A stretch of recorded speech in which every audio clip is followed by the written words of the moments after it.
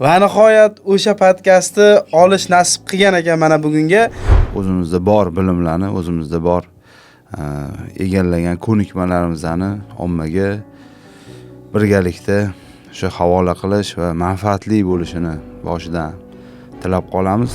Hozir demak o'quvchilarni, studentlarni deydigan bo'lsak, o'quvchilar oldingidan ko'ra hozir demak operatsiyalarni ko'rishyapti. O'zi amaliyot kuchaydi demak. Kasalliklarni profilaktikasini to'g'ri yo'lga qo'yish, ya'ni oldini olish chora-tadbirlarini yo'lga qo'yish hayvonning sog'lig'i uchun juda katta foyda beradi va hayvonning salomatligi uchun bu yaxshi natijaga olib keladi. Vaksina qilinganda, masalan, uyga kelib eshik taqillatishadi. Vaksinaga keldik, mana shunaqa kasallikka vaksina oldin olgani vaksina qilyapmiz deyshadi. Yo'q, kerak emas, mening molim kasal bo'lmaydi. Hudud veterinariya mutaxassislariga ishonchsizligi pasayib ketgan. Hayvon egasi ertaga uni so'raydi, surishtiradi, nima sababdan deydi. O'sha jarayonda bu narsani ekspertizasi bor. Ko'p veterinar vrachlar hayvonga davolashga borganda ishlatayotgan dori vositalarini bekitadi. Hammasini deb ayta olmaymiz, lekin o'zini professional veterinar mutaxassis deb biladigan mutaxassislar qo'rqmaydi hech narsani bekitishdan. Bu mutaxassis xalqqa foydasi kelsin. Bu mutaxassisdan xalq manfaatdor bo'lsin. Bordik, holatini ko'ryapmizmi oldi. Nima qilingan holati chatoq shu darajada nima qilingani egasidan so'radik. Abduxo'p aka, esingizda? Bu molga nima qilindi o'zi? Nima lechena qillaringiz? Qani olgan dori-darmonlar bormi? Shuni so'mkasiga olib ketdi, bilmaymiz. Bu sohani faoliyatini nonini yeyman degan odam iltimos sizlardan. Bu to'g'ri ma'nodagi iltimos. Bir kun zo'r oziqa yeydi, muolaja boshlangandan keyin. Ertasi kuniga yana o'sha metabolizm boshlanadi. Hozir bo'lsa, o'g'limni men veterinar qilaman deb bizni kommentariyaga yozgan aka-opalarimiz ham juda ham ko'p-da. Xorijiy mamlakatlarning shu top universitetlarning ta'lim dasturlari asosida mutaxassis tayyorlar ekanki, auditoriyamni kengaytiraman deb har xil turdagi aniq asoslanmagan video materiallarni ijtimoiy tarmoqqa joylab yubordi. Go'shtni ham harom qilding. Hamma joy ximikat bo'lib ketdi. Senlar video chiqarganingdan beri go'sht yemay qo'ydim. Mol go'shti, molni videosini chiqarsak, mol go'shti yemayapman. Qo'y videosini chiqarsak, qo'y go'shti yemayapman. Xullas, vegetarian bo'lib ketdim deb yozganlar ham bor-da. Hamma turdagi preparat ham shu zaharli xususiyatga ega emas. Ilmiy jarayonda dori vositalarining ta'sir mexanizmigacha tekshirish jarayonlarini biz o'tkazamiz. Menimcha bu videodan keyin veterinariyaga bo'lgan talab yaxshigina yana ortib ham ketsa kerak, chunki Botir aka o'zim ham qiziqib ketdim.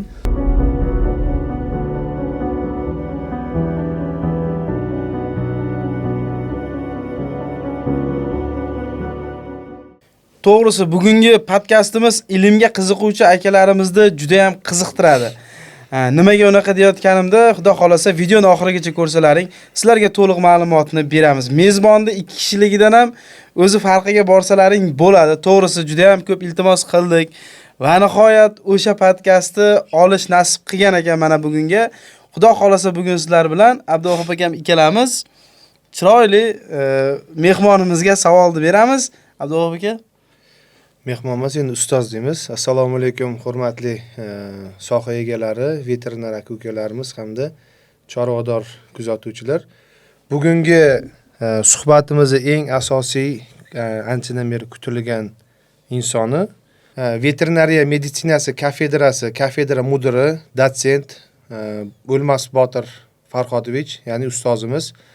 Bugungi ko'rsatuvimizni yaxshigina qiziqarli bo'ladigan savollariga o'zini ilmiy hamda amaliyoti bo'yicha to'lig'icha javob beradi degan umiddamiz. Xudo xolasa hozir xalq ichida nima muammolar bo'layotgani, qanaqa savollar yoki nima qilinish kerak bo'lgan yoki qilinmayotgan ishlar o'zi aslida qay darajada ahamiyatga ega, bu haqida hozir ustoz o'zi to'lig'icha tushuntirib sizlarga o'zini bilimlarini yetkazib beradi degan umiddamiz. Botir aka, assalomu alaykum, xush kelibsiz. Va alaykum assalom, assalomu alaykum. Rahmat avvalo taklif uchun va nasib qilgan ekan shu bugun shu o'tirib suhbatlashish va o'zimizda bor bilimlarni, o'zimizda bor egallagan ko'nikmalarimizni ommaga birgalikda shu havola qilish va manfaatli bo'lishini boshidan tilab qolamiz. Har bitta berilayotgan ma'lumot manfaatli bo'lsa, xalq manfaat topsa, biz shu sohada faoliyat olib borayotganimizdan yanada mamnun bo'lamiz. Rahmat taklif uchun. Rahmat Botir aka, Abduvohab akam tanishtirishdi. Endi o'zingiz ham bir qator o'zingizni tanishtirib olsangiz, baribir ko'rayotgan odamlarga yaxshi bo'ladi. Chunki veterinarlar deyarli ko'p taniydi. Ko'rayotgan xalqimizga ma'lumot foydali bo'lgan bo'lardi. Rahmat. Men Toshkent davlat agrar universiteti veterinariya meditsinasi kafedrasi dotsenti, kafedra mudiri lavozimida hozirgi kunda faoliyat olib boraman. Va agrar universitetda 15 yildan beri faoliyat olib borib kelmoqdaman va asosiy mutaxassisligim veterinariya jarrohligi. Faoliyatda shu sohaga kirib kelganimizga mana salkam 23-24 yilga qarab ketdi. O'qituvchilik faoliyati bilan, ya'ni pedagoglik faoliyati bilan 15 yildan beri shug'ullanamiz va bu faoliyatdan hozirgi kunda biz mamnunmiz. Sababi respublikada shu sohaga kerakli bo'lgan, yuqori kompetensiyaga ega bo'lgan veterinar mutaxassislarni tayyorlashda, shu bilimli soha vakillarini shu o'qitib, sohaga yo'naltirishda ozgina bo'lsa ham hissamizni qo'shayotganimizdan, shu jabhada bo'lib turganimizdan biz mamnunmiz. Va hozirgi kunda faoliyatimiz shu Toshkent davlat agrar universitetida olib borilmoqda va shu faoliyatda davom etmoqdamiz va undan tashqari veterinariyada bu soha shunaqaki, faqat pedagoglik emas, amaliyot bilan ham chambarchas bog'lagan holatda biz amaliy jarayonlar bilan bevosita bog'liq holatda faoliyatimizni yurg'izamiz. Sababi o'zimiz ham veterinar mutaxassis bo'lganligimiz uchun hozir Toshkent davlat agrar universitetida shu klinikalar ham tashkil qilganmiz. Umumiy amaliy jarayonlar shu talabalar qo'li bilan biz bilan birgalikda xo'jaliklarga veterinariya xizmatini ko'rsatib va xizmat ko'rsatish jarayonida ham shu ilmiy asoslangan shu xizmatlarni tashkil etishni oldimizga maqsad qilib olganmiz va bu maqsad yo'lida hozirda davom etmoqdamiz. Hozir demak, o'quvchilarda, studentlar deydigan bo'lsak, o'quvchilar oldingidan ko'ra hozir demak operatsiyalarni ko'rishyapti, o'zi amaliyot kuchaydi demak. Albatta. Hozir davlatimiz rahbari tomonidan qabul qilingan oliy ta'lim to'g'risidagi qaror, farmonlar bu oliy ta'lim tizimini tubdan takomillashtirish va kuni kecha ko'p bo'lmadi, davlatimiz rahbari tomonidan prezident qarori qabul qilindi. 135-sonli bu qarorda Toshkent davlat agrar universitetida tubdan takomillashtirish va Toshkent davlat agrar universitetida agrar xizmatlarni yo'lga qo'yish, nafaqat universitetlar, butun dunyo tajribasi shundaki, butun dunyoda universitetlarning moliyaviy holati yuqori darajada. Sababi butun rivojlangan mamlakatlardagi biz ko'p chet mamlakatlarda bo'lganmiz, hozir u bilan ham tajribalar bilan o'rtoqlashamiz. Shu rivojlangan mamlakatdagi nomi chiqqan universitetlar va top universitetlarda barchasida xizmat ko'rsatish yo'lga qo'yilgan. Va prezidentimiz ham agrar universiteti uchun qabul qilgan va imzolagan bu qarorlarida agrar universitetda ham bu qarorni ijrosini ta'minlash jarayonida bu kabi xizmatlar, ya'ni agrar xizmatlar va qolaversa o'sha Toshkent davlat agrar universiteti huzurida qarorda shu bandi ketganki, shu agrar xizmatlarning ichida veterinariya xizmati, veterinariya yuqori malakali mutaxassislar tomonidan va professional veterinariya xizmati, veterinariya laboratoriyasi, diagnostika laboratoriyasi, tashxis markazi va qolaversa veterinariya gospitali tashkil qilish. Hali veterinariya gospitali O'zbekistonda, nafaqat O'zbekistonda, butun O'rta Osiyoda tashkil qilinmagan. Bu gospitalda nafaqat mayda hayvonlar, yirik hayvonlarni ham gospitalga olib kelgan holatda davolab, o'sha muammolarni bartaraf etib va hayvon egasi yana o'sha chorvasiga olib borib qo'shishi uchun imkoniyat yaratiladi va bu jarayonda hali O'zbekistonda yo'q bo'lgan diagnostikumlar, MRT, MSKT, kompyuter tomografiyalari va magnit rezonans tomografiyalar, undan tashqari laboratoriyalar oxirgi zamonaviy laboratoriya jihozlari bilan jihozlanishi shu bu qaror ijrosidagi qonun osti hujjatlarida va ijro hujjatlar ilovalarida barchasi to'liq holatda keltirib o'tilgan va davlat byudjetidan juda katta mablag' ajratilishi belgilab qo'yilgan. Nasib bo'lsa, bu hammasi bu olib borilayotgan islohotlarning barchasi O'zbekistonda veterinariya yanada rivojlanishiga va veterinariya rivojlansa, hayvonlarning salomatligi, garovlanishi, hayvonlarning salomatligi garovi bo'lishiga xizmat qiladi. Va undan tashqari hayvonlarning salomatligi o'z vaqtida tiklanadi va hayvonlarning salomatligiga ta'sir etuvchi omillar o'z vaqtida bartaraf etiladi va hayvon salomat bo'lgandan keyin hayvon egalari, chorvadorlar ham mamnun bo'ladi. Asosiy maqsad shu. Chunki sohaning asosiy maqsadi shu hayvonning salomatligi bilan shug'ullanish va salomatligini ta'minlash va salomatligini ta'minlash deganda ko'pchilik har xil tushunadi. Ya'ni ko'pchilik kasal bo'lgandan keyin davolash, yo biror bir kasallikdan keyin uni davolash tushunadi. Yo'q, salomatligini ta'minlash asosan 2 bosqichda amalga oshiriladi. Ya'ni birinchi bosqich shu kasalliklarni oldini olishga qaratilgan bosqich. U infeksion kasalliklar yokida epizodik bosqich deyiladi, yokida shu yuqumsiz kasalliklar bosqichi. Endi ko'p holatlarda o'zi hayvonlarda yuqumli kasalliklar bilan kasallanish, zararlanish holati 100% lik shkalada oladigan bo'lsak, 10-15% ni tashkil qiladi.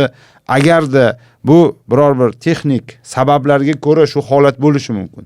Lekin aksariyat kasalliklar yuqumsiz kasalliklar orqasidan birlamchi kasalliklar bo'lib namoyon bo'ladi va undan tashqari travmalar orqasidan xirurgik kasalliklardan 30% ga yaqini, 100% dan 32% ga yaqini xirurgik kasalliklardan kelib chiqadi. Shuni hisobga olgan holatda kasalliklarni profilaktikasini to'g'ri yo'lga qo'yish, ya'ni oldini olish chora-tadbirlarini yo'lga qo'yish hayvonning sog'lig'i uchun juda katta foyda beradi va hayvonning salomatligi uchun bu yaxshi natijaga olib keladi.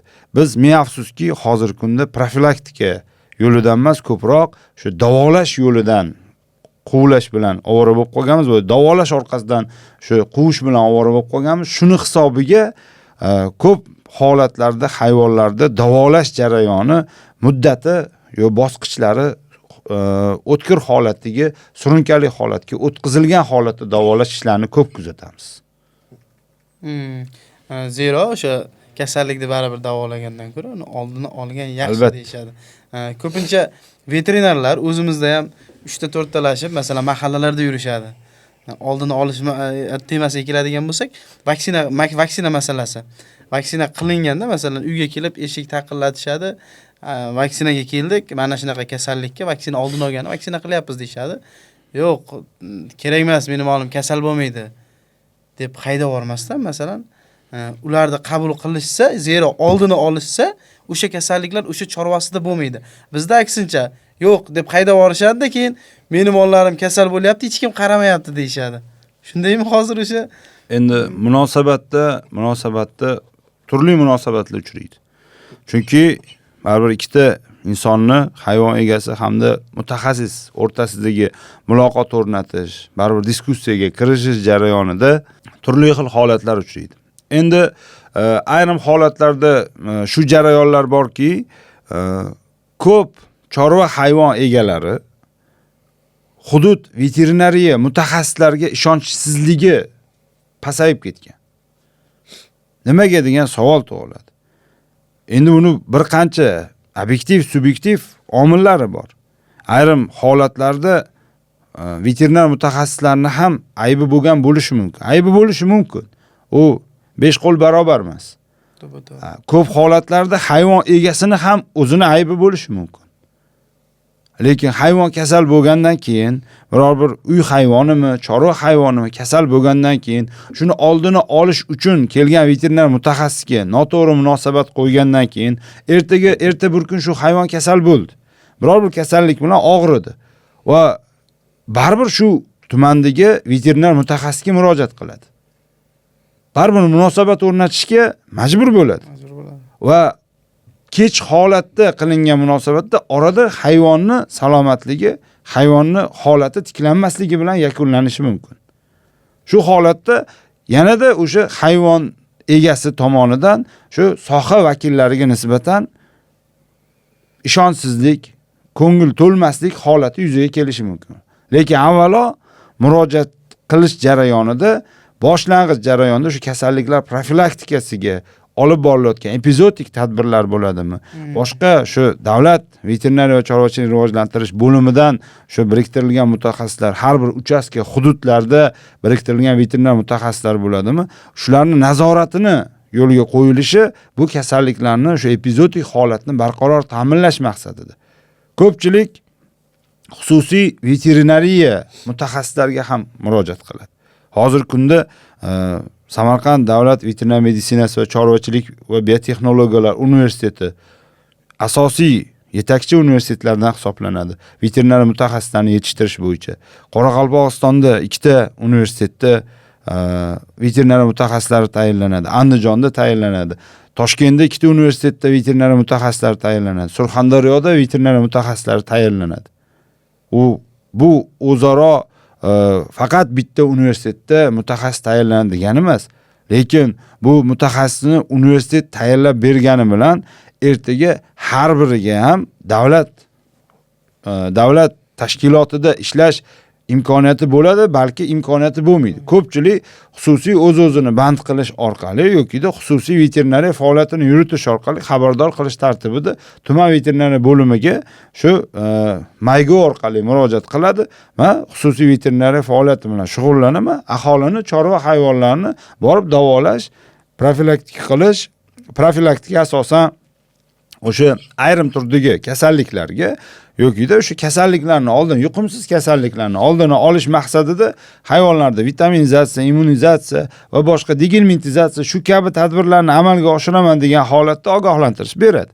Xabardor qilish tartibini qo'yadi. Tuman bu narsani qayd qiladi.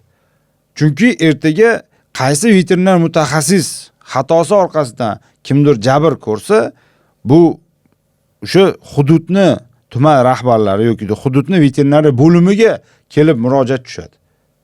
Chunki agarda biror bir force majeure holati bo'ladigan bo'lsa, hayvon noaniq tartibda yoki hayvon to'satdan nobud bo'ladigan bo'lsa, hozirgi kunda bir bosh hayvondagi tan narx, misol chorva hayvoni bo'ladimi, har bir misol qiymat hisoblanadi. Hayvon egasi ertaga uni so'raydi, surishtiradi, nima sababdan deydi. O'sha jarayonda bu narsani ekspertizasi bor. O'sha patolog anatomik va sud veterinariya ekspertizasi orqali aniqlanadi, nima sababdan o'ldi, nima holatda o'ldi. Keyin ko'p veterinar vrachlarni men o'zim yoqtirmaydigan bir holatim bor. Endi veterinar vrachlar agar mendan xafa bo'lishi mumkin, lekin bu aniq faktdir. Biz bu narsaga o'rganmaganmiz, chunki bizni ustozlarimiz o'rgatmagan. Ko'p veterinar vrachlar hayvonga davolashga borganda ishlatayotgan dori vositalarini bekitadi. Kerak bo'lsa ishlatayotgan dori vositalarini shu chiqindiga tashaladigan qismini ham o'zi bilan yig'ishtirib olib ketadi. Nomini ko'rsatmaydi. Lekin aslida tartib qanaqa bo'lishi kerak? Aslida tartib mayli u xususiy veterinar vrach bo'lsin yoki davlat veterinariya faoliyatida yuritayotgan tuman yoki viloyatda faoliyat yuritayotgan veterinar mutaxassis bo'lsin. U qilingan muolajani bitta shablonga yoki bitta qog'ozga bu narsani biz joriy qilamiz deb harakat qilyapmiz, talabalarimizga o'rgatyapmiz. Yozib berishdan qo'rqish kerak emas. Chunki bu yerda ko'pchilik bu o'zi qiladi, hayvon egasi qiladi, boshqa yo'q. Hayvon egasi sizga ishonib murojaat qildimi, siz shu hayvon egasidan hech narsani bekitmang. Chunki bekitish ertaga salbiy oqibatlarga olib kelishi mumkin. Bekitish ertaga o'zini o'zi oqlashga to'sqinlik qilishi mumkin. Isbotlay olmay qolishi mumkin xato qilmaganligini. Xo'p, u xato qilmas ekan, xo'p, u professional mutaxassis ekan. Professional odam bu ishni qilmaydi. U professionalizmga kirmaydi.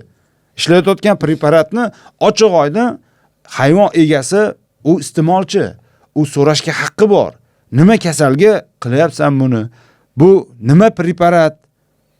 Bu preparatni vazifasi nima? Yaroqli muddati joyidami deb uni ishlatayotgan preparatini tekshirib qo'liga olib tekshirib ko'rish uchun ham haqqi bor. Bu narsani men afsuski ko'p joylarda eshitamiz. Biz so'raymiz, aholi murojaat qiladi. Shu oxirgi borib shu masala yechilmay qolganda yokida hayvon o'lgandan keyin sut veterinariya ekspertizasiga murojaat qilgan holatlarda mutaxassis sifatida borib shu jarayonga qatnashamiz. Va jarayonda ming afsuski shunaqa holatlar kelib chiqadi va oxiri shu ishlatgan dori vositalari haqida ma'lumot berilmaganligi sababidan aybdor veterinar mutaxassis bo'ladi. Men veterinar mutaxassis sifatida maslahatim shu tavsiyani bergan bo'lardim. Veterinar mutaxassisligi shu ishni qilmaslikni. Sababi bu ish ertaga bizni oqlamaydi. Bu ish ertaga bizni zararimizga ishlashi mumkin. Qoralashi mumkin va hayvon egasida shubhaga olib kelishi mumkin. Shubha tug'ilishiga sabab bo'lishi mumkin. Va natijada nima dori vositasi qildi? Hayvon agarda to'satdan nobud bo'ladigan bo'lsa, hayvon agarda biror bir salbiy oqibat bilan nobud bo'ladigan bo'lsa, balki shu qilgan dorisi nojo'ya ta'siri orqasida hayvonim o'lib qoldi degan savol tug'ilishiga sabab bo'ladi. Bu holatlar hozirgi kunda amaliyotda uchraydi. Ko'p veterinar mutaxassis bu xatoni qiladi. Hammasi deb ayta olmaymiz, lekin o'zini professional veterinar mutaxassis deb biladigan mutaxassislar qo'rqmaydi hech narsani bekitishdan. Ishlatayotgan dori vositasini ochiq oydin ishlatadi. Nima kasallik desa, chunki u professional. Qachon professional bo'ladi mutaxassis? Biz shu ta'lim dargohida professional mutaxassisni tayyorlashga harakat qilamiz. Sababi shuki, bizdan ta'lim olib agrar universitetdan chiqib tayyorlanayotgan agrar universitetda veterinar meditsinasida, veterinar sanitariya ekspertizasida, veterinar farmatsevtikasida tayyorlanayotgan shu bakalavr ta'lim dasturida o'qiyotgan mutaxassislarni professional holatda tayyorlashga biz harakat qilamiz. Nima uchun? Ertaga xalq jabr chekmasin bu mutaxassis orqasidan. Bu mutaxassis xalqqa foydasi kelsin. Bu mutaxassisdan xalq manfaatdor bo'lsin va xalq manfaatdor bo'lgan insonini o'zi manfaatlantirib qo'yadi. Xalq o'zi boqib oladi. Yaxshi mutaxassis bo'lsa, men aytaman, men shu sohaga kirib kelganimdan beri ko'p ustozlarni ko'rdim. Men ustozlarim faqat zo'r ustozlarning shogirdi bo'lganman. Faqat zo'r ustozlarning shogirdi bo'lganman. Ustozlarimiz umri uzoq bo'lsin. Fursatdan foydalanib barchasiga rahmat deymiz. Kechaga o'tgan xalqaro veterinarlar kuni bilan yana bir bor tabriklayman ustozlarimizni. Chunki shu ustozlarimiz bergan tarbiyasi, bergan o'gitlari va ularni qilayotgan ishini ham biz ko'rib ilm olganmiz-da. Chunki ustozning har bir jarayoni qilayotgan ishi biz uchun, shogird uchun ilm bo'lishi kerak. Va hozir ham biz ustozlarimizning yo'lidan ketib, hozirda o'zimiz ham ustozlik faoliyatini olib boryapmiz va hozirda biz ham shogird tayyorlashga harakat qilyapmiz va bu jarayonni, prosesni davomiy holatda amalga oshiramiz. Nasib bo'lsa, sog' bo'lib tursak qilamiz. Sababi har bir insonning maqsadi bor. Har bir insonning maqsadi bu hayotda bir insonga, xalqqa, odamlarga manfaatdor bo'ladigan, manfaatli ishlarni qilishni reja qiladi. Faqat u o'zini shaxsiy manfaati emas. Chunki rizq masalasida ulamolar aytadi, ko'p mutaxassislar aytadi, ulamolar aytadi, rizq aniq belgilangan. Biz shu Alloh bergan rizqdan oshig'ini ola olmaymiz. Kamini ham olmaymiz. Bizga bitilgani, hisob-kitob qilingani aniq. Faqat biz sababiyatni qilamiz va o'sha sababiyat qilish jarayonida sababni to'g'ri qo'yish kerak. Va to'g'ri sabab qo'yilsa, menimcha hamma tomon manfaatdor bo'ladi. Har xil nizolar va boshqa holatlar, ko'ngilsiz holatlar yuzaga kelmaydi. Zo'r. Abduvohid akam bilan o'tgan safar Xorazmga borganimizda ham Botir aka shunaqa holat bo'ldiki, bordik, holatini ko'ryapmizmi oldi. Nima qilingan holati chatoq shu darajada nima qilingani qiz egasidan so'radik. Abduvohid aka esingizda nima qilingan desa, egasi o'zi bilmaydi. Endi egasi o'zi bilish uchun ustoz aytganday o'sha ishlatayotgan preparatni o'zim ham ko'p ish jarayonida shunga to'g'ri kelaman. Bu hammasi hozir aytilganidek rizq Allohdan ekanligiga ishonmagan kishi yoki o'zini ishiga aniqligi bo'lmagan kishi ertaga nimadir bo'lib qolsa degan maqsadda o'zini aybini yashirish maqsadida ham o'sha preparat idishlarni yig'ishtirib ketadi. Lekin qilinayotgan narsasi nimaligini hayvon egasiga to'lig'icha bu mana shu sohaga ta'sir qiladi, mana shu ishni bajaradi. Bu mana shu ishni qiladi deb tushuntirib berib agar o'sha preparatni idishini, o'sha bo'shagan flakonlarni tashab ketsagina, agar mabodo o'sha veterinar mutaxassis ishi yoqmagan taqdirda ham undan keyingi borgan mutaxassisga unga masalan bu qo'llamoqchi bo'lgan preparatlarni qo'llagan bo'lsa yoki boshqa preparat qo'llash uchun kerak bo'ladigan yo'l ochilishiga ham sabab bo'ladi bu. Haliga aytilgandek, haligacha bor, ko'p ish jarayoni ko'p kuzatiladi. Borganda misol, endi bu gapimiz bilan o'zimiz soha egalari boshqa u bu deb yomonlashamiz. Endi ko'p joylarda to'g'ri keladi. 2-3 veterinar sifatida men o'zim vizitga boraman. Bu molga nima qilindi o'zi, nima lechena qillaringiz, qani olgan dori-darmonlar bormi desa, shuni so'mkasiga olib ketdi, bilmaymiz deb aytdi degan shunaqa murojaatlarim bo'ladi. Yana qo'shimcha qilardim. Men yana bir bor aytaman, bu sohada hamma ham faoliyat olib bora olmaydi. Bu soha o'ziga yarasha fidoyilikni talab qiladi. Bu soha oddiy soha emas. Bu sohani faoliyatini nonini yeyman degan odam uyqudan kechadi. Halovatdan kechadi. Xotirjamlikdan kechadi. Chunki nimaga? Biz shu sohani bo'ynimizga oldikmi, kechasi bo'lsa ham uyimizga kelgan hayvon egasiga yordam beramiz. Uxlab yotgan joyimizda ham yordam beramiz. Men o'zim faoliyatimda, hayotimda shunaqa narsa bo'lgan. Men uylanib to'yimni ertasi kuni borib hayvon tug'dirib kelganman. Sigir, homilador sigirda tug'ruq patologiyasi bo'lgan jarayonda rahmanli, mana otam shu sohada bo'lishimni, shu sohani yetuk mutaxassisi bo'lishimni, shu sohani olimi bo'lishimni meni ota-bobam xohlagan bo'lsa, otam, dadam, shu buvlarim xohlagan bo'lsa, nasib qildi shu sohada faoliyat olib borish va hozirda shu sohada faoliyat olib boryapmiz va shu hol jarayon bo'lgan to'yimni ertasi kuniga uyim eshigi taqillayapti. Dadam ochganlar va dadam shunaqa vaziyat ekan.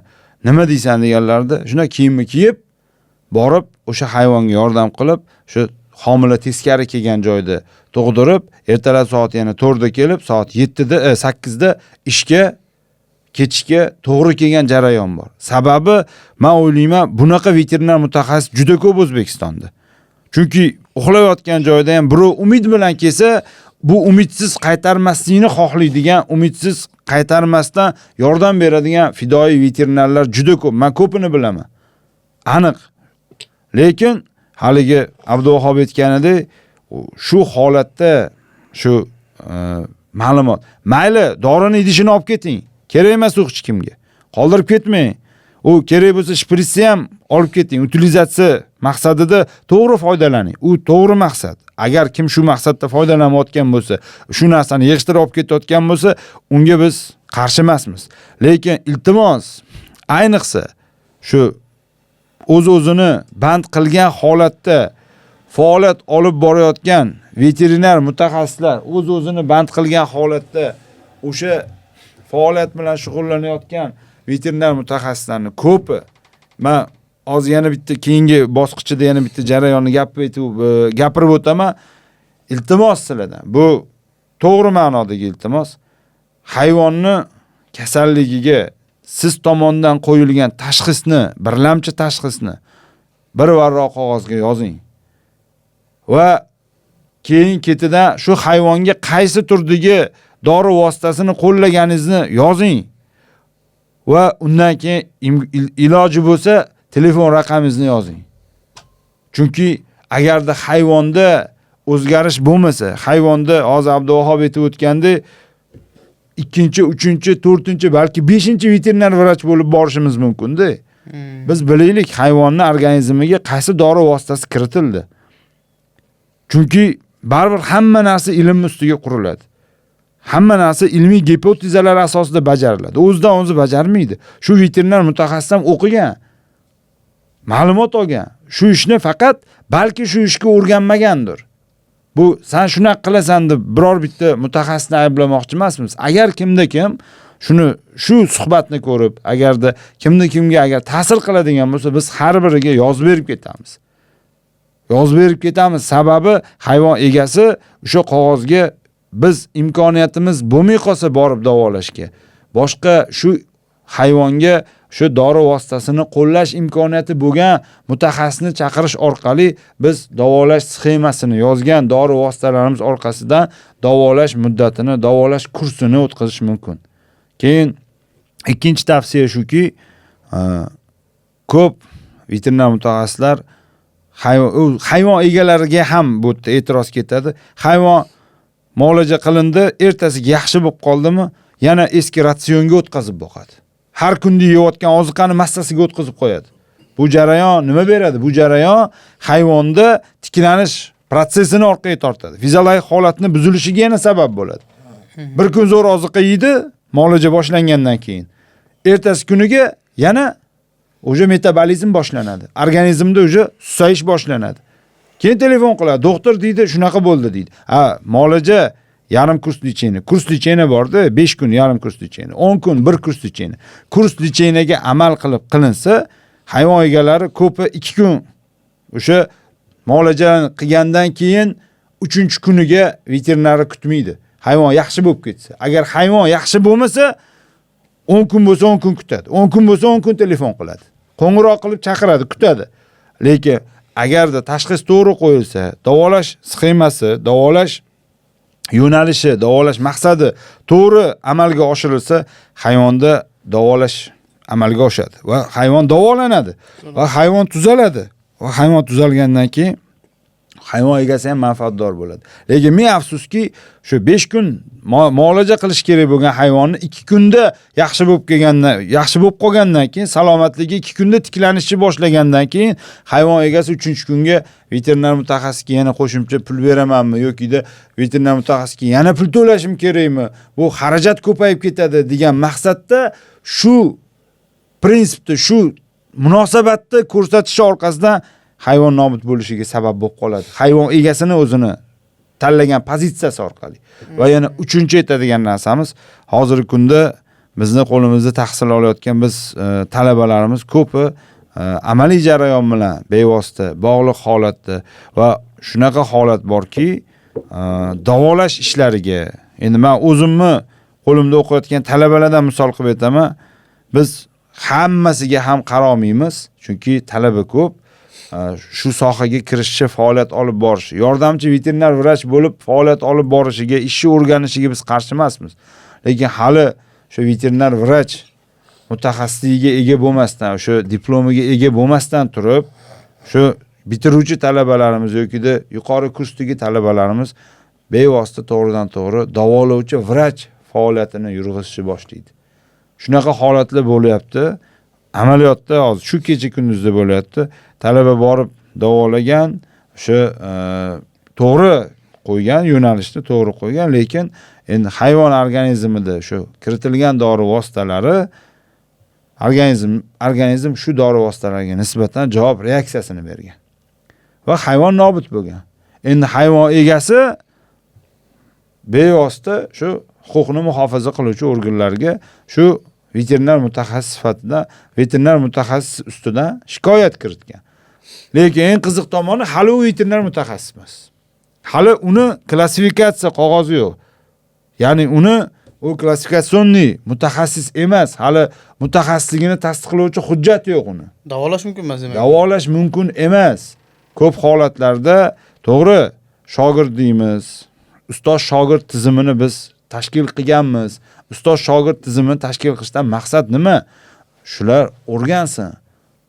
Ustoz shogird tizimini tashkil qilib biz shu mutaxassislarni ko'nikmasini, amaliy kompetensiyasini, ya'ni malakasini oshirish uchun xizmat qilamiz.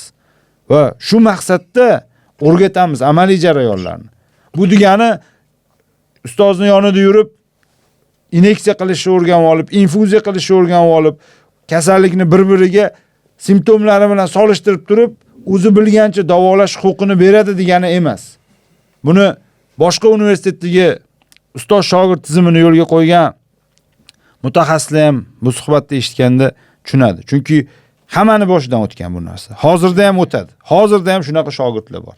Lekin men afsus, yomon tomoni bor. Ertaga oxiri aylanib u ustozni oldiga olib keladi. Unga shu ishlarni o'rgatgan mutaxassisni oldiga shu hayvonning o'lim sabablarini ko'tarib olib keladi va oxiri hayvon egasi shu soha o'rgatgan ustoz sanagansa nima haqqi bor bu davolash bilan shug'ullanishga degan e'tiroz bildiradi. Va bizning javobimiz tabiiy. Nima uchun bizga murojaat qilmadingiz? Hozir shunaqa holatlar bor.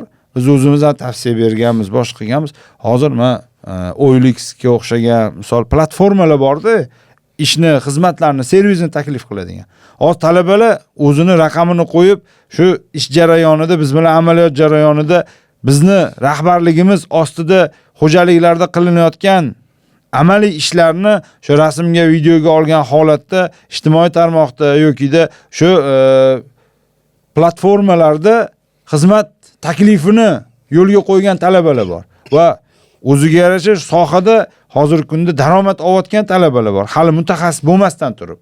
Biz ularga qarshi emasmiz, lekin ayrim holatlarda negativ ko'payishiga sabab bo'ladi. Chunki hayvon egasi uni mutaxassis deb o'ylagan holatda va hayvon egalariga ham tavsiyamiz shuki, iloji bo'lsa har bir mutaxassisni bir suhbatini olish kerak. Chunki ilmli odamlar bor, talabalar keladi, agarda shu ilmli dunyoqarashi, yuqori bilimga ko'nikmaga ega bo'lgan odamlar ikkita savol bilan o'tkazib qo'yadi joyiga.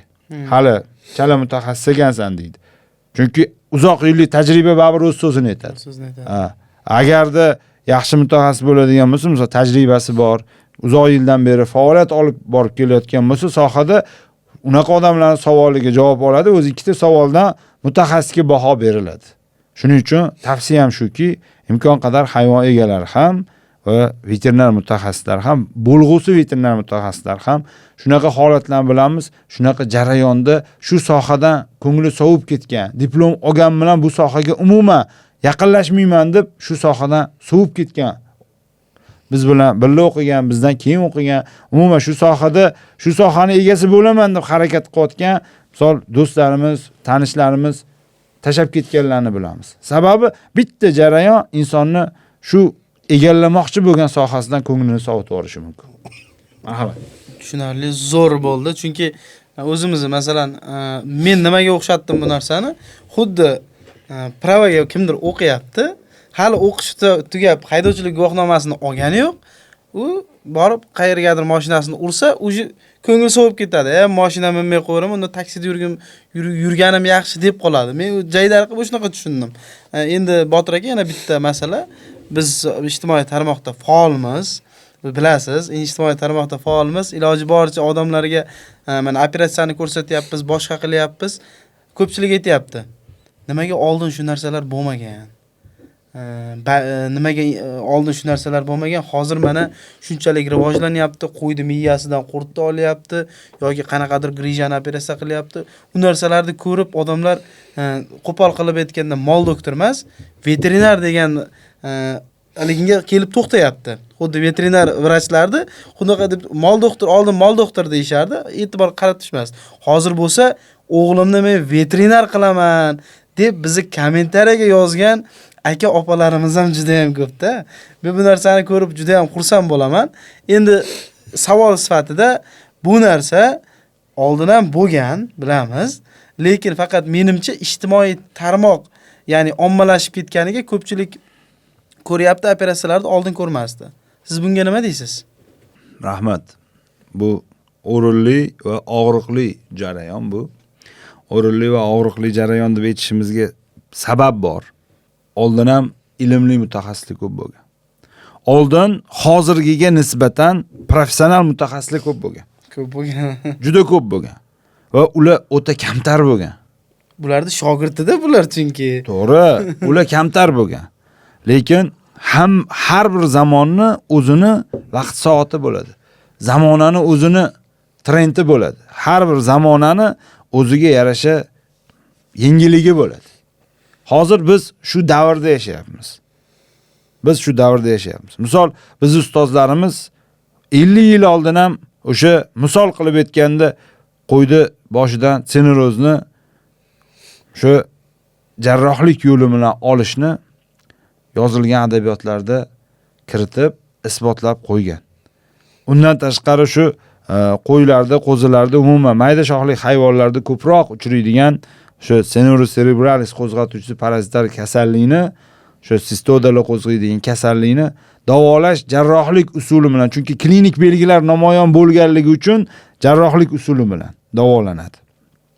Misol, Echinokokkus ham bir xil qo'zg'atuvchi, Lekin unda ham o'sha pufak hosil bo'ladi ichki organlarda, parenximatoz organlarda. U ham aslida jarrohlik yo'li bilan. Misol odamlarda, misol ayrim shu tibbiyot sohasida ham umumiy endoskopik usulda o'sha pufaklarni so'rib olish usul amaliyotlari amalga oshiriladi. Hayvonlarda ham qilish imkoniyati bor bu narsani. Lekin hozir bu narsani biz xuddi shunaqa tendensiya borda, nimaga biz rivojlanib ketyapmiz? Nimaga aslida o'zi bu rivojlanish bizga kerak degan savolga o'xshadi-da bu savol. Chunki axborot oldingiga nisbatan hozir juda tez. Hozir Amerikada nima bo'layotganini hozir shu daqiqalarda bilib o'tirishimiz mumkin. Siz bilan biz Amerikada jarayon nima bo'layapti bilishimiz mumkin. Yevropadagi holat nima bo'layapti bilishimiz mumkin. Va shunga o'xshab O'zbekistondagi jarayonni butun dunyoda nima jarayon kechayotganligini hamma ko'rib turish imkoniyati bor. Chunki bu global holatda butun dunyo shiddat bilan rivojlanish jarayonida. Endi bizda ayrim vaqtlarda ma'lum bir misol o'sha informatsiyalarga bo'lgan to'siqlar bo'ldi. Hamma ham chiqib erkin fikr bildira olmas edi. Negativ gapirish degan narsa umuman qarshi yoki salbiy gapirish degan tendensiya bor edi. Lekin o'sha ustozlar aytadigan bir gap bordi. Agar noto'g'ri aytsam uzr, lekin bu narsani men o'zim ko'p aniq qilaman. Bu narsa ustozlar aytadi, aslida bu Erkin Vohidov aytganda bu so'zni. Erkin Vohidov. Aytay desam bor tilim, gapiray desam gap ko'p, lekin shu uyda bola chaqa bor degan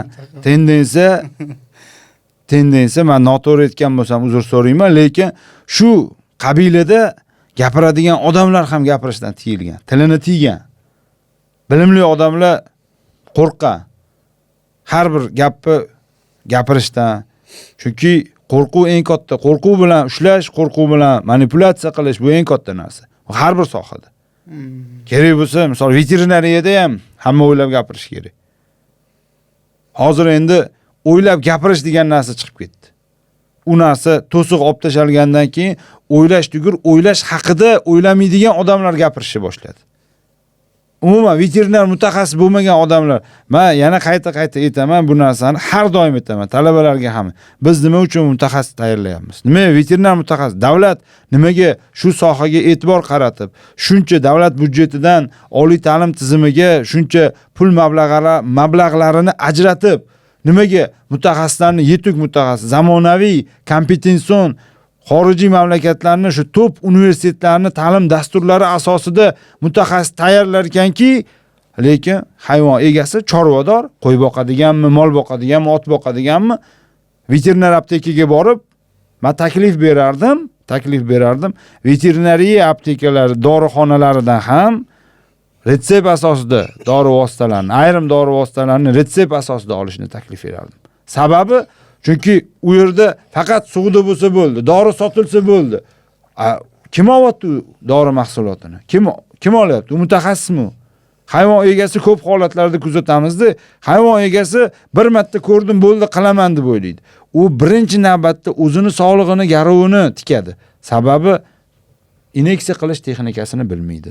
Infuziya qilish texnikasini bilmaydi. Ko'rgan degani bilan 4 yil, 5 yil veterinariya ta'lim dargohida veterinariya sohasini egallayman deb, shu sohani o'qiyman, o'rganaman deb izlangan mutaxassis bir marta qilgan inyeksiyasini yo ukol qilib, shu dori vositasini bir marta qilgan jo'natganini ko'rib olib, bo'ldi. Men ham qila olayman. To'g'ri, qila olishi mumkin. Lekin u bilim bilan, ilm bilan qildi. U o'qidi shu soha uchun. Shu sohani egasi bo'lish uchun o'qidi. Siz chorvadormisiz? Siz chorvani boqishni o'rganing. Siz traktorchimisiz? Siz traktorni haydashni, traktorni hamma faoliyatini o'rganing, jarayonini o'rganing. Siz kosmonavtmisiz? Shu kosmonavtlik sohasini o'rganing. Har bir bizda yomon tomoni bor-da, men shu narsadan ko'p holatlarda ko'nglim to'lmaydi. Nima uchun insonlar sohalarni tanlaydi? O'sha sababiyat uchun tanlaydi. Nima uchun qaysidir soha rivojlansa yoki to'g'ri havas qilish mumkin, farzandini berish mumkin, o'qisin, o'rgansin. O'zbekistonda yaxshi ta'lim dargohlari ko'p. Hozirgi kunda yanada imkoniyat ko'p. Lekin men afsuski biz boramiz, ertasiga muolaja qiladi. O'zim qilib qo'ya qolaman deydi. Va shuning uchun nafaqat buning uchun o'zi dori vositalarini organizmga kiritish yo'llari bor-da, enteral, parenteral usullar yordamida organizmga kiritiladi dori vositalar. Dori vosita o'tda steril holat bor, aseptika, antiseptika degan narsa bor. Eng xavfli tomoni bilasizmi nima? Eng xavfli tomoni shuki, hayvonga inyeksiya qilish jarayonida fiksatsiya degan narsani bilmaydi. Fiksatsiya bo'lmagan holatda hayvonga inyeksiya qilish jarayonida hayvon egasi o'zini shikastlab olishi mumkin, mayib qilib olishi mumkin. Bu holatlar juda ko'p kuzatiladi. Va hayvon egasiga nisbatan hayvonda agressiya paydo bo'lishi mumkin. Chunki har doim yaxshi gapirgan, oziqa bergan, hayvonga yaxshi munosabatda bo'lgan inson va hayvonga og'riqli jarayonni qo'llagandan keyin hayvon bir kun shundan instinktlarni ishlatib unga qarshi javob reaksiyasini qo'llashi mumkin. Uni bilib bo'lmaydi. Chunki baribir munosabat hayvon bilan. Va ko'p mutaxassislar bor. Har bir hududda veterinar mutaxassislari, har bir viloyat, respublika maqsadli kvotalar asosida shu davlat rahbari tomonidan bu sohaga juda keng imkoniyat yaratilyapti. Ayniqsa agrar universitetiga yaqin orada bunaqa imkoniyatlar yaratilmagan. Hali nasib bo'lsa agrar universitetida veterinariya meditsinasi ta'lim yo'nalishi respublikada oldingi ta'lim yo'nalishlari qatoriga chiqishiga ishonamiz. Sababi bu talabalar uchun yaratiladigan va respublikani yuqorida aytib o'tdim, respublikani barcha tuman shaharlarda, har bir viloyatda agrar xizmatlar yo'lga qo'yiladi va bevosita agrar universiteti bu xizmatlarni yo'lga qo'yadi va har bir viloyatda agrar xizmatlarning bo'limlari faoliyat yuritadi. Ana o'sha joyda haliga aytganimizdek professional, noprofessional mutaxassislar saralanadi. Professional mutaxassis ko'p, yaxshi o'zini ustida ishlaydigan, izlanadigan, to'xtab qolmaydigan meditsina va veterinariya meditsina sohasida izlanish to'xtamaydi. Meditsina qanday to'xtamayotgan bo'lsa, hozir meditsinaga robot jarrohligiga robot jarrohlar kirib kelyapti. Robototexnika kirib kelyapti. Robot qo'llar yordamida jarrohlik amaliyoti O'zbekistonda boshlandi. Ertaga bu veterinariyada ham bo'ladi. Bu ilm-fan hammasi. Ilm-fanni rivojlanishi, ilm-fanni berayotgan mahsuloti. Lekin ilm-fanni rivojlanishidan orqada qolgan mutaxassis ertaga ishlab chiqarish jarayonida sekin-sekin o'zini o'rnini yo'qotib qo'yadi. Shuning uchun men tavsiyam shu sohada faoliyat olib borayotgan do'stlarimizga, hamkasblarimizga tavsiyamiz shuki, bu sohada izlanishni to'xtatish kerak emas. Biz haligacha kitob o'qiymiz. Biz bu umumiy pedagoglik faoliyatini olib borishimiz bilan bir qatorda biz haligacha shu kitob o'qib, yangi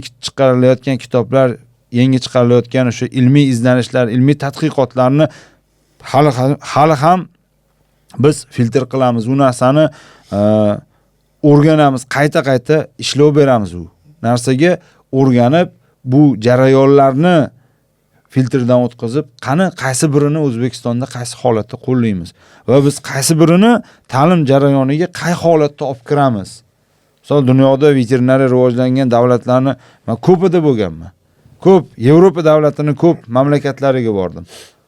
Shu veterinariya sohasini orqasida, veterinariyada pedagoglik faoliyatini Toshkent davlat agrar universitetida shu veterinariya kafedrasida faoliyat olib borishim boshlaganimdan beri ko'p Yevropa mamlakatlariga bordim. O'rta Osiyo ko'p mamlakatlariga bordim. O'zbekistonda veterinariya u darajada qoloq emas. Ko'pchilik bizda marhamat, biz Xorazmga ham sizlarni men yuborganman. To'g'ri. Sizni ikkalangizni Xorazmga men o'zim tavsiya berganman. Xalq manfaatdor bo'ldi, xalq duo qildi. To'g'ri, haliga aytilgan xatolar yuqorida aytib o'tilgan. Mutaxassis kelgan nima dori vosita qo'llaganini aytmasdan bekitgani hayvonni tuzalishiga, hayvonni sog'ayishiga ko'proq vaqt ketishini yuzaga keltirdi. Lekin maqsad nima edi desa, maqsad xalqning chorvasini tezroq sog'ayishiga yordam qilish edi. Maqsad u joyda qanaqadir moddiy manfaatdorlik emas edi. Maqsad yordam edi. Chunki ijtimoiy tarmoqlarda biz ham ko'rdik, umuman soha vakili bo'lmagan, umuman odamlar shu hype qilaman deb, like yig'aman, bir ijtimoiy tarmoqda ertaga ahvatni ko'taraman yoki ijtimoiy tarmoqda auditoriyamni kengaytiraman deb har xil turdagi aniq asoslanmagan video materiallarni ijtimoiy tarmoqqa joylab yubordi.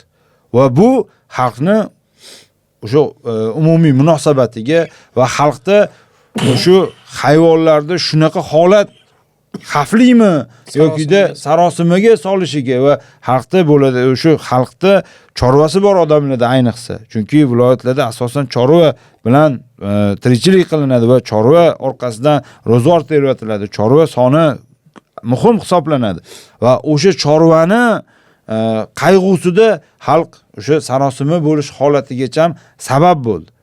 Eng qizig'i, u mutaxassis emas, u chorvador emas. Umuman chorvaga aloqasi yo'q odam shunaqa informatsiya yoyib yubordi, bo'ldi. Butun ijtimoiy tarmoq shunaqa holat bo'layotgan ekan, Xorazmda unaqa ekan, Xorazmda. Mana hamma narsa borib ko'zingiz bilan ko'rib keldingiz. Siz ikkalangiz borib ko'p mutaxassislar bor. Va Xorazmdagi ko'p yaxshi mutaxassislar bor. Hammasi maqsad nima edi? Maqsad o'sha hududdagi mutaxassislar bilan nima qilish? Integratsiya qilish edi. Mutaxassislar bilan fikr almashish, yordam edi. Hashar oddiy biz o'rgangan tilda aytganda hashar edi. Hasharga borib shu joyda mutaxassis soni yetmayotgan uzoqroq hududlarga misol viloyatni hududi katta, o'sha viloyatni hududi katta va shu viloyatni barcha hududiga birdek mutaxassislarning yordamini yetkazish edi. Va bu narsaga erishildi deb o'ylayman. Maqsad to'g'ri qo'yildi va shu maqsad yo'lida yaxshi natijaga erishildi va ko'p odam men o'zimga yozdi kommentariyaga. Rahmat shu bolalarga. Shu bolalar ancha bizga yordam berdi.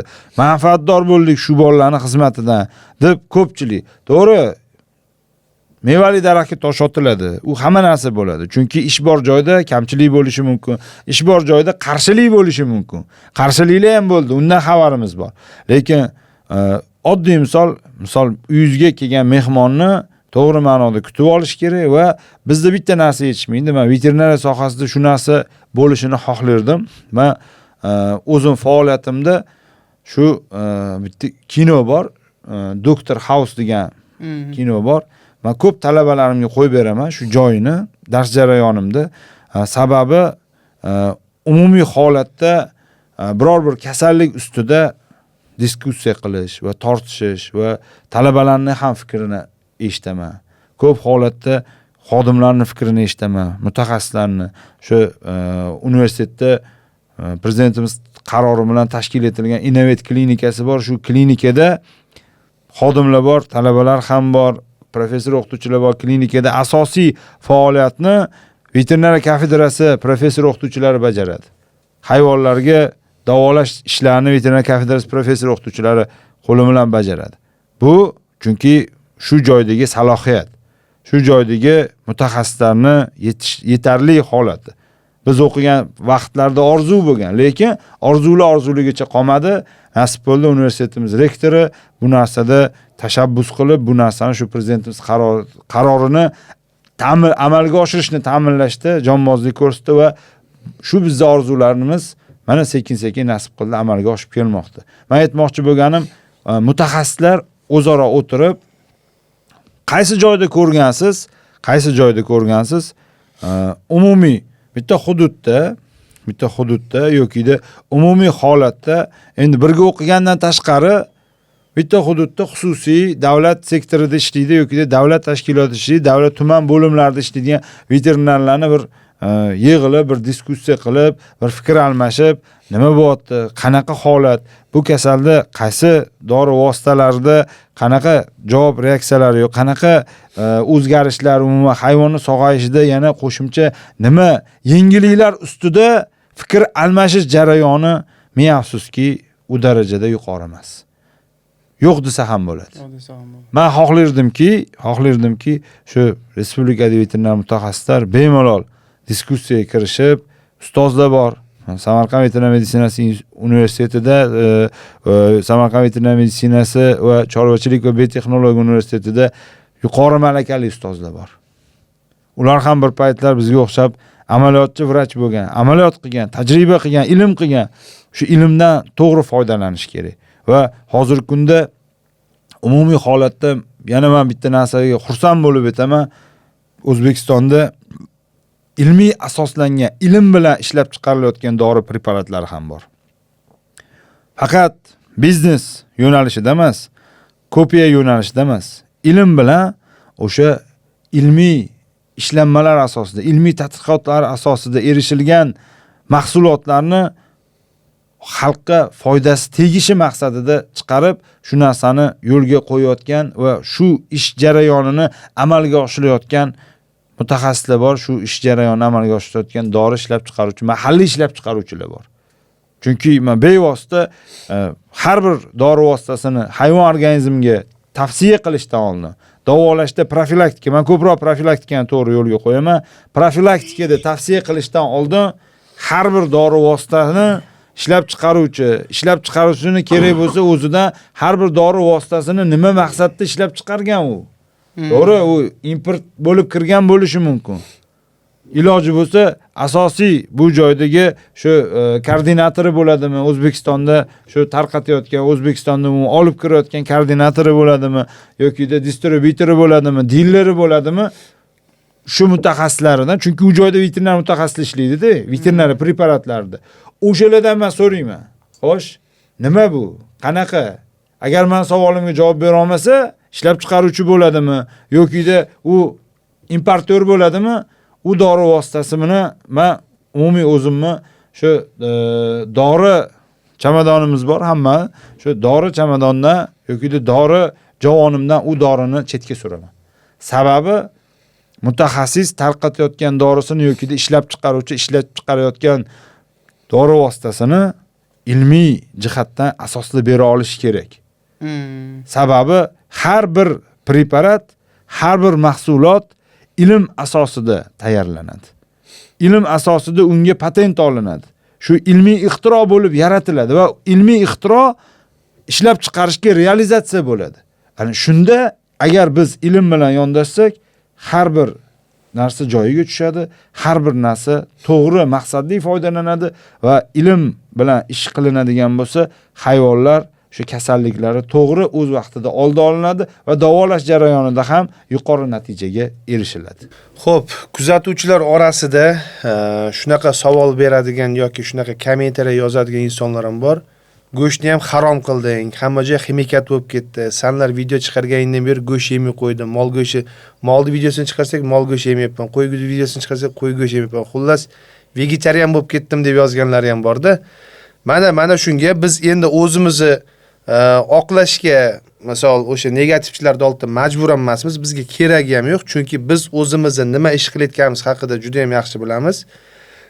Lekin mana shu qilinayotgan ishlar veterinariyada davolashni yoki bo'rdoqlik tayyorlashda profilaktika ishlari, bular ilmiy tomonlama qanchalik to'g'ri va qanchalik to'g'ri kelmasligi yoki-da bitta ikkita boya ustoz aytgandek hali o'zi nima qilayotganini bilmaydi, chorva nimaligini tushunmaydigan, lekin chorva temasida chiqib turib har xil ma'lumotlar beradigan insonlarning fikri, ya'ni kasal hayvonlarga, misol sarimsoq piyoz yoki piyoz shunaqalar tabobat usuli davolasa ham bo'ladi-ku deb fikr yozadiganlarga hozir ustozdan aniq ilmiy asoslangan o'zini qisqa va lo'nda bitta javobini eshitsalaringiz, keyin o'zlaringiz ham fikr qilishlaringiz ya'ni juda ham yaxshi bo'ladi.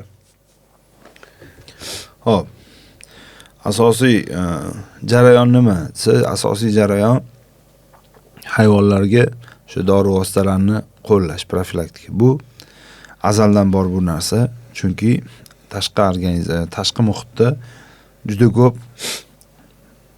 mikroorganizmlar o'rab turadi va organizm doimiy ravishda himoya funksiyasini shu organizmlarga nisbatan boshqa mikroorganizmlarga nisbatan himoya funksiyasini saqlab keladi.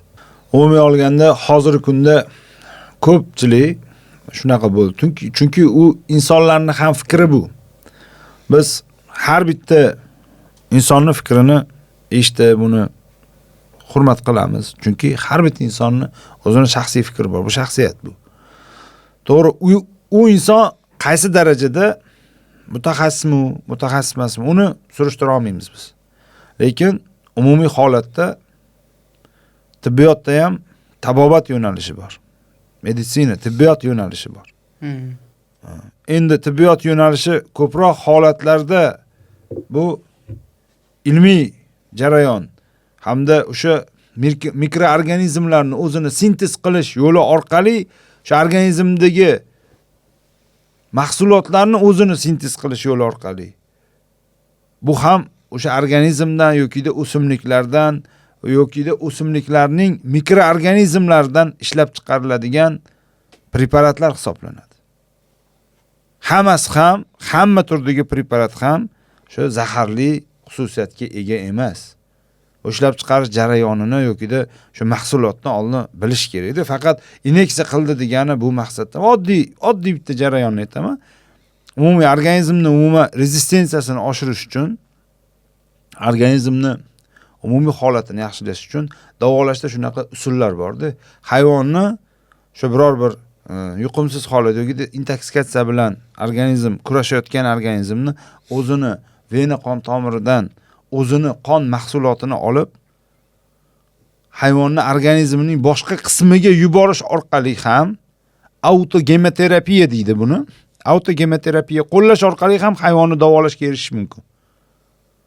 Chunki hayvondan o'zidan olingan mahsulotni o'ziga davolash maqsadida. Sababi nimaga desa, organizmda immun tizimini. Hozir hamma joyda, to'g'ri, shu ijtimoiy tarmoqda boshqa tushunmagan odam immunitet deydi. O'zi nima o'zi immunitet desa, javob boshqa javob yo'q. Hozir qo'y boqadigan odam ham immuniteti deydi. O'qiyotgan talaba ham immunitet deydi. Umuman hayvonni bugun ko'rib turgan odam ham yoki hayvonni bir marta boqqan yoki birinchi marta hayvonni uyiga olib kelayotgan odam ham immunitet degan so'z. Bu yaxshi o'zi aslida. Bu termin yana qaytdi o'zi aslida. Chunki ko'p jarayonlarda bu immunizatsiya degan jarayonni, misol shu sohada faoliyat olib borayotgan shu sohani sal jonlantirib, shu sohani ijtimoiy tarmoqda hop bilan targ'ibot qilayotgan maqsadiga ko'rish kerak. Men kuzataman bu jarayonlarni kuzataman. Qani nima xatolar bor, to'g'ri. Xato kamchilik bor. Uni bekitmaymiz. Yo'q deb, yo'q hammasi zo'r deb aytolmaymiz. Xato kamchiliklar bor. Aseptika, antiseptika qoidalarida, ayrim holatlarda o'sha hayvon bilan ishlash jarayonida, boshqa jarayonda qo'llanilayotgan misol preparatlarda, lekin ko'p holatlarda ishlatilayotgan preparatlarni men o'zim ham mutaxassis sifatida ishlataman. Shaxsan o'zim ham amaliyotchi, veterinar vrach sifatida shu preparatlarni ishlataman. Va o'sha ommaga xalqqa olib chiqishdan oldin shu sohadagi mutaxassislar ham, ko'p shogirdlarimiz ham maslahat oladi, maslahatlashadi. Bu hamma narsa bir diskussiya holatida maslahatlashib, o'sha manfaatli tomoni to'g'ri bo'ladimi, ertaga biror bir salbiy holat yuzaga kelmaydimi, biror bir insonni hayvoniga yoki biror bir inson chorvasiga zarar keltirib qo'ymaymizmi degan maslahatlardan keyin u ommaga chiqariladi. Bu o'zidan o'zi emas, bitta video olib, bir telefon ko'tarib, bir video kontent qildik, bo'ldi, u prosmotr boshqa uchun emas.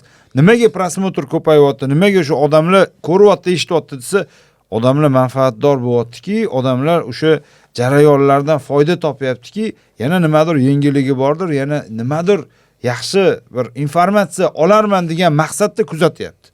Men o'zim ham informatsiya oladigan, shu blogerlarni informatsiya beradigan blogerlarni nafaqat veterinariya sohasida, umuman boshqa sohalarda ham o'zim muntazam ravishda kuzataman. Chunki ilm beradi, o'sha biz bilmagan narsalarni yetkazadi va ilmiy asoslab beradi. Har bir narsani ilmiy asoslash kerak. Har bir narsani ilmiy asoslash kerak. Bu narsani ko'pchilik teg yetmaydi. To'g'ri, ko'pchiligida nutqda muammo bo'lishi mumkin. Endi bu narsani biz chuqur kirishmaymiz, lekin asosiy holatda ishlatayotgan dori vositalari, men hozir Abduvahob aytib o'tdi-da, tabiiy yo'llar bilan yo'q, davolashda tabiiy hamda sintetik dori vositalari yokida o'sha kimyoviy reaksiyalar orqali ishlab chiqarilgan dori vositalari har bir dori kompaniyasi o'sha sertifikatsiyadan o'tadi. Men O'zbekistonda yana bir inqilob bo'ldi. O'zbekistonda mahalliy ishlab chiqaruvchilardan yana biri o'zi bitta edi, yana bittasi ko'paydi, shu GMP sertifikatsiyasidan o'tdi. Bu deganiki, ertaga mahalliy ishlab chiqaruvchi dori vositasini qo'shni mamlakatlardan ehtiyoj bor edi. Chunki ayrim kasalliklar chegara hududlarda, chegara zonalarida yonma-yon holatda kechadi. Chegara zonalarida bir-biriga transportirovka bo'ladi.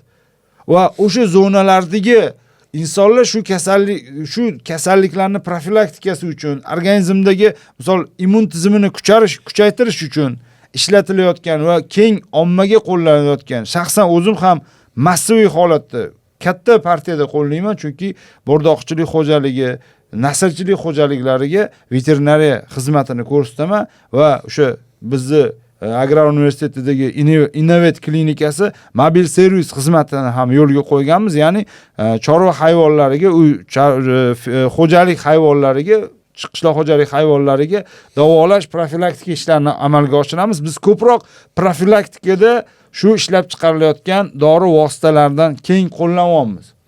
Misol oddiy misol bu o'sha oddiy Bibinor kompaniyasi bo'ladi.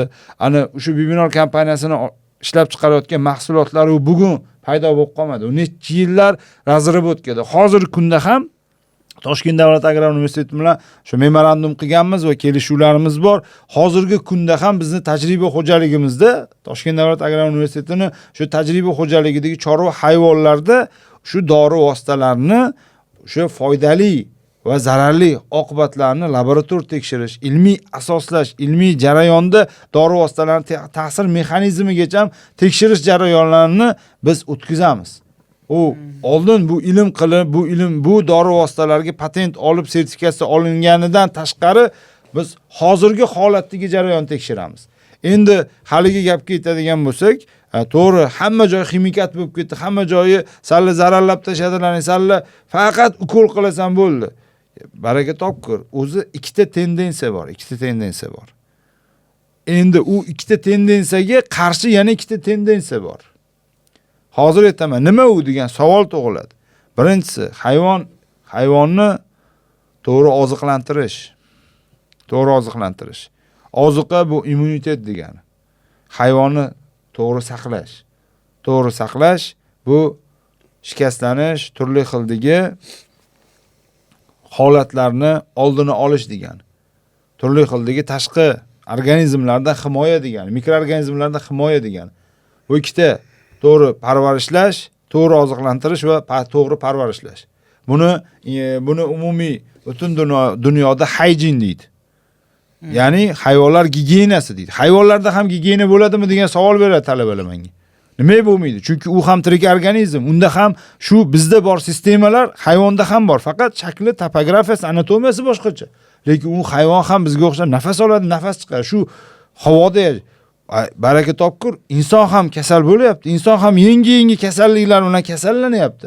Nimaga u hayvonda uchramasligi kerak? Nimaga u hayvon hamma kasalga chidamli bo'lishi kerak? Ekologik fon o'zgaryapti, ekologiya o'zgaryapti, atmosferadagi umumiy jarayonlar o'zgaryapti. Bu jarayonlarga moslashish jarayonida, holatida hayvonlar organizmida ham shunaqa yangi kasalliklar uchrashi kuzatilmoqda. Yokida hayvonlar organizmida boshqa turdagi patologik holatlar. Hali aytganimizdek, ko'proq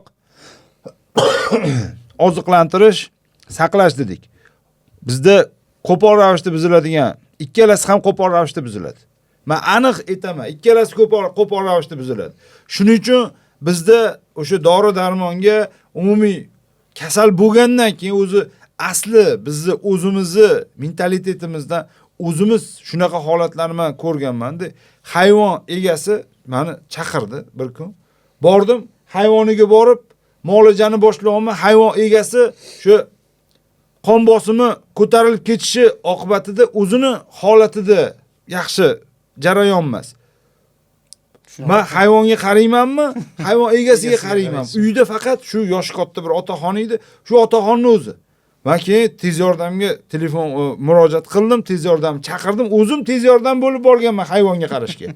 Tez yordam murojaat qilib, tez yordam aytadi. Siz kim bo'lasiz? Birga ketasiz biz. Men veterinarman. Bu odamni chunki yuqori bosimli davleni, qon bosimi bu odamga hozir faqat birinchi yordam ko'rsatib, больницаga olib borishimiz, kasalxonaga, shifoxonaga zudlik bilan olib borishimiz kerak degan murojaat.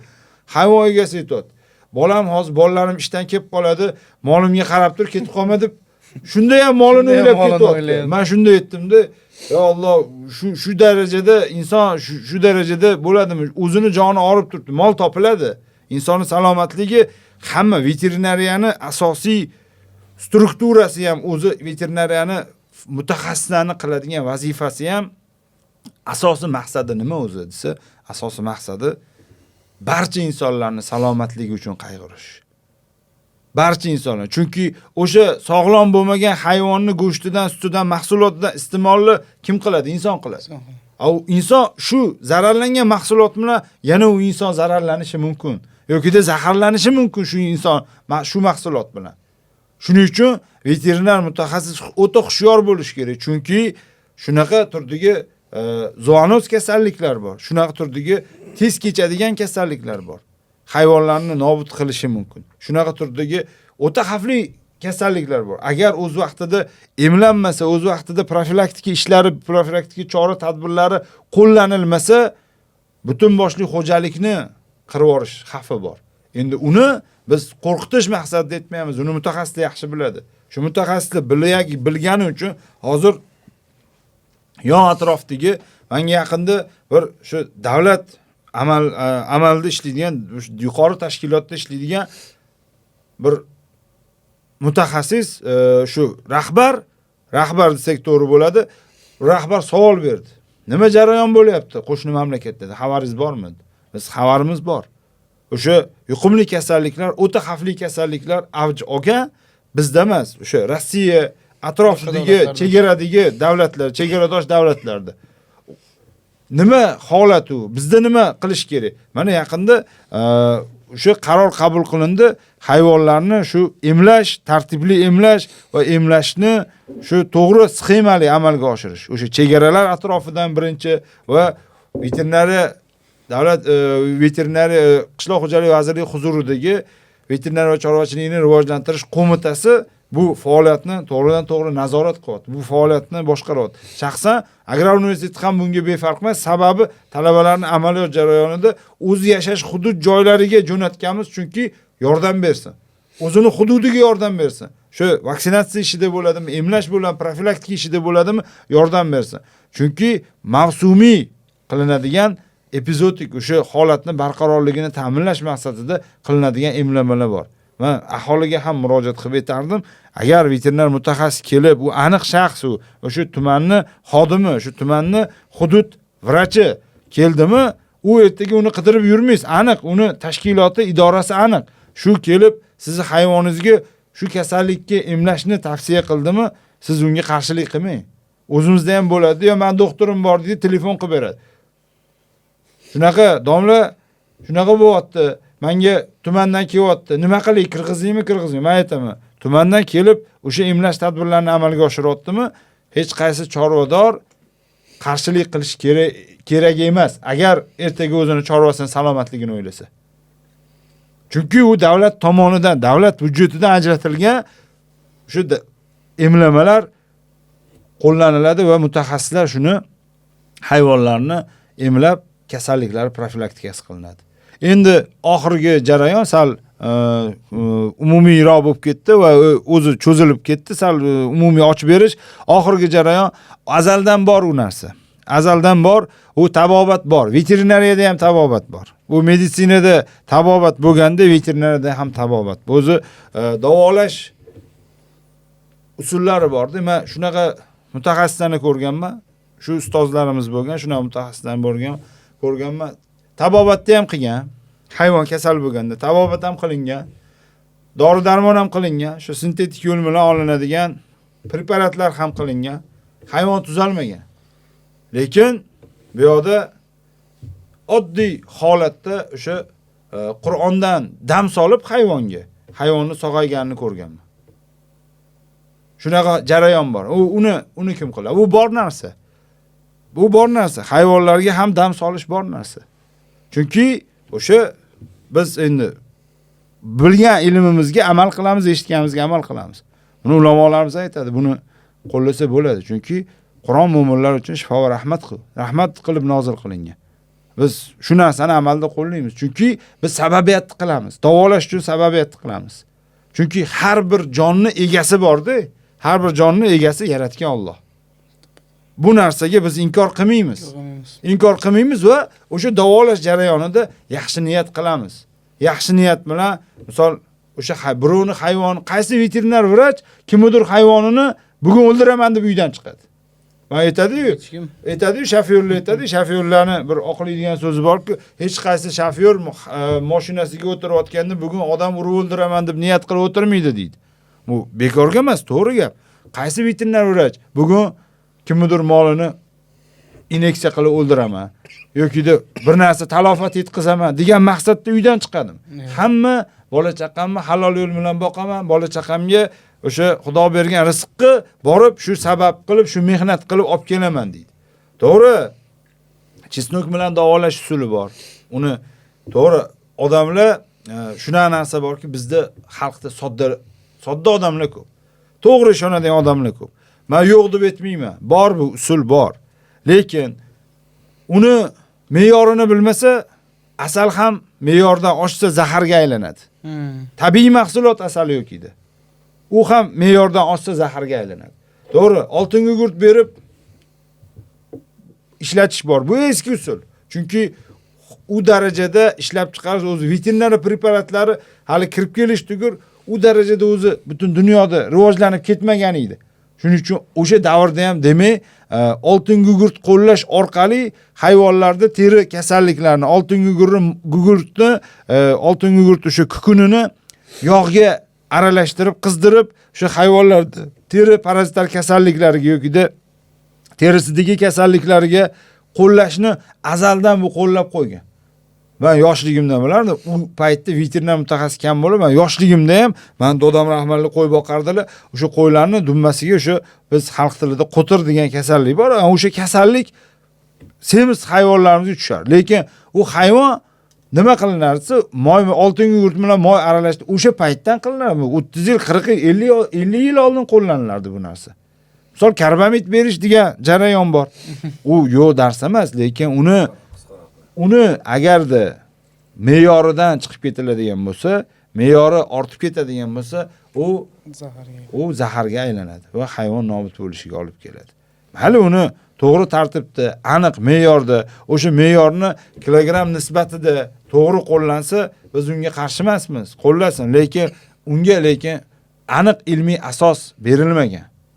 Qilsa shunaqa natija bo'ladi degan ilmiy asos yo'q. Nimaga preparatlar o'sha ma'lum markirovkada, ma'lum nom ostida, misol oddiy misol aytamiz, misol immunoparazitan degan preparat bordi. Immunoparazitan degan preparat men hamma o'zimni xo'jaligimda, o'zim qaraydigan veterinar xo'jaligida hamma preparatlarni ishlatib chiqdim. Gijjaga qarshi. Hammasida yozib qo'ygan, yo'q bir xillarda yozmagan. Fassilyoz degan kasallik bor. Fassilyoz gigantika, gepatikaga bo'linadi. Gepatikaga ishlaydi. Ta'sir ko'rsatadi. Men endi dorini nomini brendini aytmayman, boshqa turdagi ichiradigan suspenziyasi ham, tabletkasi ham, inyeksiyasi ham hammasini qo'lladik. Oxiri biz o'sha dori ishlab chiqaruvchi bilan gaplashib, men o'sha insonning so'zini olib, men shuni sinayman. Agarda Fascioli gigantikaga ta'sir ko'rsatsa, bu yana bittanaqa natija bo'ladi. Chunki qolgan dori vositalari men ishlatganman, o'sha xo'jalikda, bo'rdoqchilik xo'jaligida inyeksiya qilganman. Qolgan parazit yo'q jigarda, hepatika yo'q, faqat gigantika chiqib kelyapti. Hayvon egasi biz hamma ko'lni qiluvdik, hamma dori-darmonni qiluvdik siz. Nima uchun yana jigarda parazit chiqyapti? Men bu jigarni umuman iste'molga chiqara olmayman. Jigar sog'lom emas degan shikoyat bilan chiqyapti. Va natijada biz tadqiqotda 125 ta, 40 ta 165 ta qo'yga 165 ta qo'yga shu guruhga bo'lib immunoparazitdan preparatini qo'llagan holatda har shu so'yilishini baribir so'yadi. Bu preparatni menga yoqadigan bitta tomoni bor-da. Sababi nima? Bu yoqadigan tomonisi ertaga inyeksiya qilgandan keyin, chunki u bo'rdoqchi xo'jalikda, bo'rdoq xo'jalikda ertaga siz kutmagan holatda u hayvon yo'q bo'lib qolishi mumkin. O'sha hayvonni tana vazni to'g'ri kelsa, olib kirib so'yishi mumkin u hayvonni. Men cho'chiydigan tomonim inyeksiya qilgandan keyin o'sha dori organizmdan chiqish muddatlari bor. Organizmda dorining chiqib ketish muddatigacha so'yib qo'ysa, ertaga u go'shtni ertaga men iste'mol qilishim mumkin. Mendan tashqari xalq iste'mol qiladi. U noto'g'ri bo'lib qoladi. Men har doim bu narsani qat'iy nazorat qilaman, lekin immunoparazitdan preparatida shu narsa yaxshi tomoni borki, misol shu kompaniya ishlab chiqaradigan dori vositalarida cheklov yo'q. Inyeksiya qilingandan keyin hayvon organizmida ma'lum bir vaqtgacha so'yishga cheklov qo'yilmagan. Organizmda dastimda ham yo'q. Dastimda ham yo'q. Biz dastimni keyin qo'llaymiz, u haqida bitta ko'rsatuv qilsa bo'ladi dastim haqida. Chunki men juda katta foyda topganman, chunki men ichiga kirganman. Bu narsa nimaligini. Oldinlari men hozir immunoparazitni tugatib olib, keyin dastim bilan tugatib beraman. Immunoparazitni qo'llab shu jarayonni, misol organizmga ta'sirini umumiy shu gigantikaga ishlash, to'g'ri, muddati uzoqroq. Bir oyda, 2 oyda natija bermadi. 3 oydan keyin natija berdi.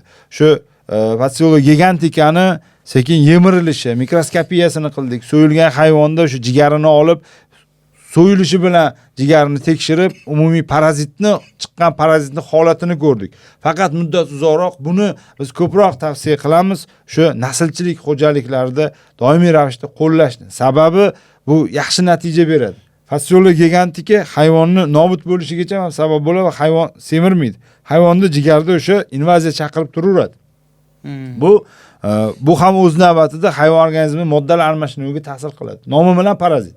Endi keyingi preparatga keladigan bo'lsak, keyingi preparat bu o'sha dastin preparatini biz keng holatda qo'lladik. Oldinlari men davolashda ishlatardim, ko'proq otlarni davolashda, otlarga muolaja qilishda har jarayonda organizmda biror bir patologiya kechyaptimi,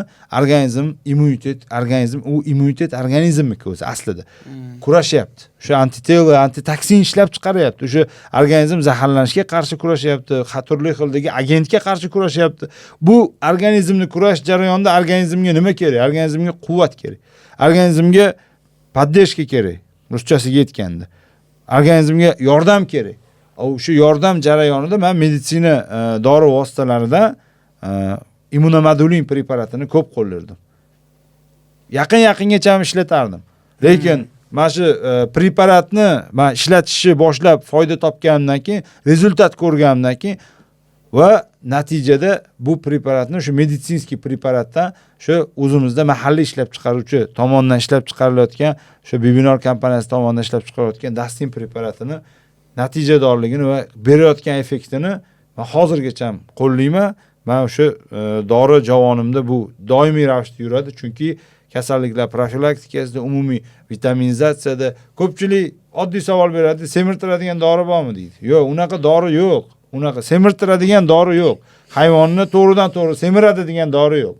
Uni o'sha degelmitizatsiya qilinadi, antibiotik terapiya qilinadi agarda profilaktika maqsadida bo'ladigan bo'lsa, nafas yo'lida misol qo'y, qoramol va hokazo bo'ladigan bo'lsa, u antibiotik terapiyasiz ham qilsa bo'ladi bu narsani. Lekin degelmitizatsiya, immunizatsiya, vitaminizatsiya degan narsa borda, vitamin preparatlarini organizmga kirish. Chunki hozir biz bilamiz, hayvonni boquvchilar o'zi yaxshi biladi, meni gapim biladi. Chunki men o'zim ham shu chorva sohasini ichida yuradigan odam bo'lganim uchun chorva sohasida qilgan bolaligimdan o'sha qo'y mol so'yib, shu sohani, shu qassobchilik sohasini qilganman. Ko'pi taniydi bu.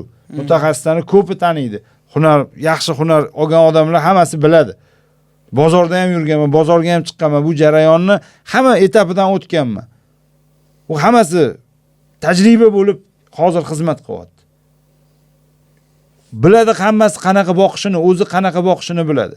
Ko'p holatlarda odamlar shu hayvonlarni aldab boqish sistemasini qiladi. Hozir u jarayon ko'tarmayapti. Sababi proses tezlashib ketgan, jarayon tezlashib ketgan. Hayvon egasini hayvon aldab qo'yapti. Bu degani bitta kasal bo'lgandan keyin u hayvonning o'nglanishi qiyin bo'ladi.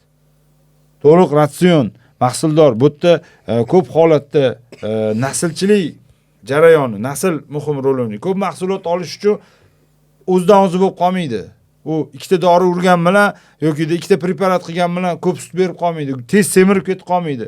Hamma narsani o'zini ilmi bor, hamma narsani o'zini yo'nalishi bor, hamma narsani o'zini bilimi bor, maqsadi bor, maqsadli yo'lga qo'yish kerak hamma narsani. Shu sohani o'rganish kerak. Shu soha yo'nalish olimlari shu sohada odamlar umrini tikkan, shuni qaysi ilmiy asoslanishini o'rganish jarayonida odamlarni, insonlarni, mutaxassislarni umri ketgan. Vaqti ketgan buni o'rganish uchun. Bekorga emas. Chunki odamlar ertaga qiynalmasin. Shu bitta kitobni o'qib, ertaga foydali ma'lumotlarni, tajribalarimni olib manfaatlansin degan maqsadda. Lekin bizda eng qiyini nima desa, bizda eng qiyini kitob o'qish. Bizda eng qiyini kitob o'qish, informatsiyani yengilash, biror bir informatsiya olish. Eng yomoni bor bizda, qiyindan yomoni bor. Birov bergan maslahatni bir tinga olmaslik. O'zim bilaman bo'ldi. Mendan boshqa, men rahmatli buvim aytardilar deb bolam derdilar. O'zim bilaman degan bilan hech kim hech narsaga erishmaydi. O'zim bilaman degan odam hayotda hech narsaga erishmaydi. Men ko'rdim o'zim bilaman degan odamlarni, hozir o'zi bilish tugur, uni hech kim tanimaydi, uni hech kim bilmaydi. O'zim bilaman deyish ham bu bitta kibrli kichkina alomati hisoblanadi. Bu inson borki, to qabrgacha ilm o'rganadi. Bilmaganimiz ko'p, biz bilamiz demaymiz. Biz hozir sizga tajribalarimizni, natijalarimizni olgan narsamizni aytamiz. Real holatda men pul bersa ham yoki-da biror bitta ugroza qilsa ham, birovni bitta narsasini mamlaqa deb yoki-da pul uchun yo boshqa uchun hozir hali aytilganda blogerlar undan dedi. To'g'ri, hamma har xil yo'nalishda qiladi, lekin asosiy maqsad nima? Asosiy maqsad manfaatdorlik.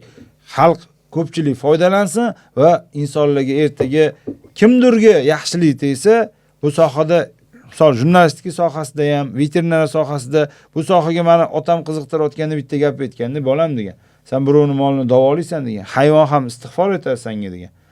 Va hayvon egasi haqqingga duo qiladi degan. Bittada ikkita olasan, undan tashqari uchinchisi bor Trivandnomi degan. Uchtasi bitta degan. Nima uchinchisi cho'nchig'ingga pul ham solib qo'yadi degan. Bu soha shunaqa barakali soha. Ham hayvondan istig'for eshitamiz. Hayvon istig'for etadi. Chunki shu sohani oldikmi, shu Xudoni yaratgan, Allohning yaratgan mavjudotiga shuni bilimimiz bo'lgan, olgan holatda bilimimiz bilan yondashdikmi, davolashiga sababiyat qildikmi, shifoni Alloh beradi. Biz sababchi bo'ldikmi, to'g'ri yondashsa shifo bo'ladi Xudodan. Ertaga hayvon egasi shundan manfaatdor bo'ldimi, shu bitta hayvoni qoldimi podasida, xursandmi, ko'ngli ko'tarildimi? Baraka top deydi. Ustozingga rahmat deydi, ota-onangga rahmat deydi. Menga ko'p rahmat etadi. Chunki qo'limizdan kelgancha imkoniyat darajasida odamlarga foydasi tegadigan ishchi qilib ko'yamiz. Nasib qilsa bu ishni yana qilamiz va oxirgisi haliga qaytarganimizdek, uchinchisi nima desa, uchinchisi cho'nchagingizga, xizmatingizga pul ham solib qo'yadi. Bola chaqangga shu nimadir olib borasan deydi. Bu sizni rizqingiz bo'ladi. Bu uchtasi bitta bo'ladi. Hamma kasbda ham bunaqa narsa yo'q. Men o'qituvchi bo'lishdan tashqari hozirgacha shu kafedra mudiri bo'lishdan tashqari hozirgacha amaliyotda veterinar vrach vazifasini, faoliyatini olib boraman. Bugun yakshanba bo'lishiga qaramasdan shu klinikada hozir ham hayvon bor. Hozir yakshanba kuni bo'lsa ham kelib ishlayman, yakshanba kuni bo'lsa ham ertalab turib, yana ish vaqtimga chiqib borib aholiga va'da bergan odamni kimdir hayvonni ultratovushda tekshirib beraman, kimdir hayvoniga muolaja qilaman, tashxis qo'yib beraman, amaliy jarayonni qilaman. Menga qo'shimcha daromad xalaqit qilmaydi. Undan asosiysi odamlarni ishini bitirib berganim manfaatli bo'ladi va duoni ham yig'ishtirib ketaveramiz. Bu ertaga hamma narsaga yaxshi tomoniga ishlaydi deb hisoblayman. Shuning uchun hali ketganimizda shu Dastin preparati ham shu tarzda mana shu immunomodulin bilan ishlatish jarayonida iqtisodiy samaradorligi yuqori bo'lganligi uchun tan narxi arzon, lekin natijadorligi yaxshi bo'lganligi uchun men yaxshi bo'rdoqchilik xo'jaligida shu 1,5 mingtagacha chorva, qo'y, mayda shoxli hayvon boqadigan bo'rdoqchilik xo'jaligida va yaxshi natija olganligim uchun bu preparatni hozirgacha har doim ishlataman. Nafaqat chorva hayvonlariga, uy hayvonlariga ham ishlatib yaxshi natija olaman. Nasib qilsa, bu preparatni qo'llash sxemasi, qo'llash metodikasi bo'yicha shu universitetda tadqiqot tajribalar olib bormoqmiz.